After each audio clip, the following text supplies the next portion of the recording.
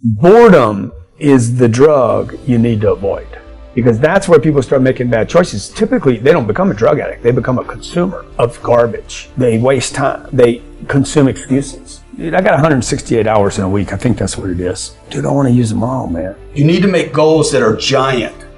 Not like your mom and dad said. Your mom and dad said, tone it down, have some reasonable goals, something attainable. And that what happens is when the goal is attainable, it's no longer exciting. Because if you can go get it easily, you're going to take it for granted. I could be perfect for everybody in the room.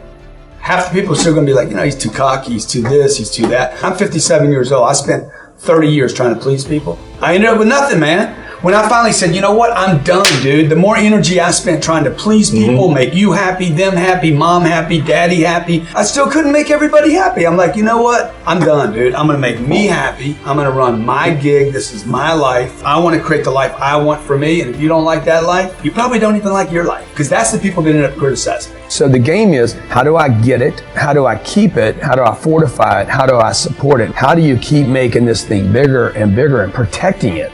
Again, a lot of people can get it, but can you keep it? And then can you make it bigger? That means people. I need good people. I need more ideas. I need more production. I need to not get complacent. Absolutely, I want to do things I don't want to do. I hear guys say, I don't do stuff I don't want to do. Who are you? Who's taking care of you then? How arrogant that you wouldn't do something you don't want to do. Most people grow up poor and they want to move up. We never hear any stories about people that start in the middle and go straight down, okay? And I went straight down and then down and then down. I'm a guy that grew up in the middle class. All I do is do drugs all day long. I don't learn a damn thing, nothing. One night, there's a deal that goes down in my house. Me and another buddy are partying. I open the door to walk this dude out, and this other guy jumps up on this step, puts a .45 caliber pistol right in my face, literally right here in my face. Jammed the barrel right into my head. You can see the scar right here, okay? Then he took the back of it and started hammering both sides of my head, underneath the mouth, on top of the head, put 76 stitches in my head and face. And I went to the hospital. 28 days later, I was in a treatment center for drug addiction. And I finally put my first couple of days not using drugs together. But more importantly than not doing something, I started something that day. I'm going to become somebody. If you turn the TV on, you're going to hear bad news, bad news, bad news. That's bad enough. But then the ads that follow the bad news. Are you sick yet? Do your legs hurt?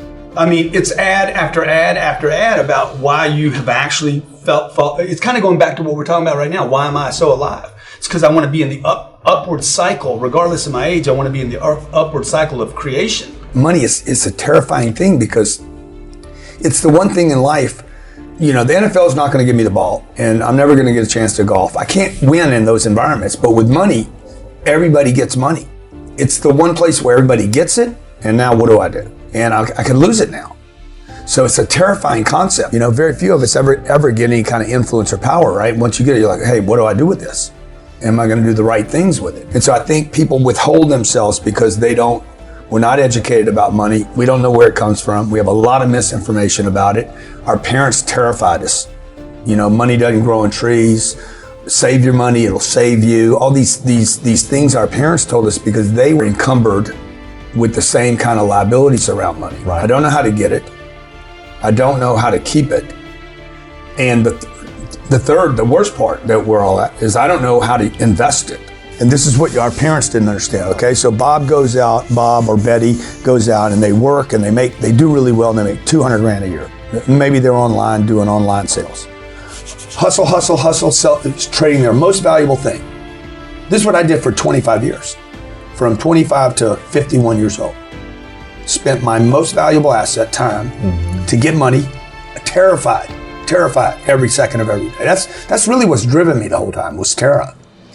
Like, when you don't know, you're going to be scared. Yeah. So I'm going out to get money. I won't spend any of it because I'm terrified if I can't, I don't know how to get more. I'm worried I can't keep getting more. So what do you do with $1,000, right? I think you just got to keep investing in you until now I'm making $3,000. Okay, boom, reinvest all that again. But what we do is we start taking it off the table, right? So I think people just need to get on that cycle of like, okay, I'm gonna keep repeating this activity. I'm gonna reinvest some money in myself, go to the workshop or whatever. Monday, I gotta be hustling again. Until, okay, now I got $4,000. Okay, now I got $5,000. Now the income's starting to pick up. Income has to pick up.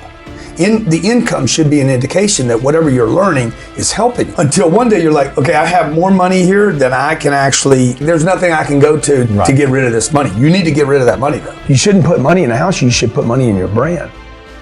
You should put money in the marketing. You should promote yourself, not put money in where you and the kids live. Because it's dead money. I mean, a house can't make you money. A house does not make you money. The only reason people think a house makes them money is they're comparing it to if I rent, that costs me money. But if you need to go to the hospital, you don't buy the hospital. You rent a bed to get out of there as fast as you can.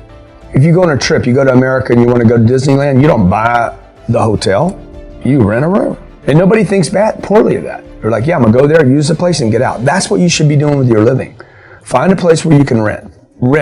Pay rent monthly. Don't own the house.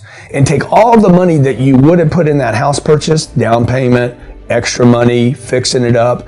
Use all that money to improve your business and yourself so that you can get more money. I do stuff constantly I don't want to do. It doesn't matter what I want to do. You know, what's my purpose? What's my potential? And am I willing to work toward that? So an idea that I would work 4 hours, no, well, that's just not real for me. If you told me, hey man, I got this opportunity for you to work part-time, I have zero interest. I want to be great at what I'm doing. And I know without reading any book, I have to dedicate time and energy, effort, and I have to hit. I have to be frequent.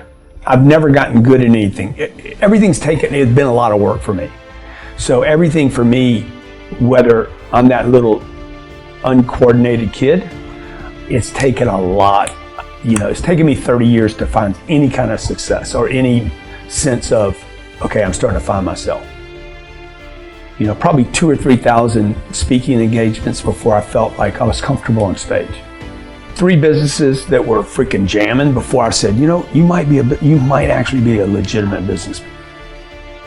You know, now we're at 7 businesses. We'll do probably $150 million this year. I'll hit $1 billion in real estate probably before the year's over. I'm just starting to feel like, you know what, maybe I'm going to make it.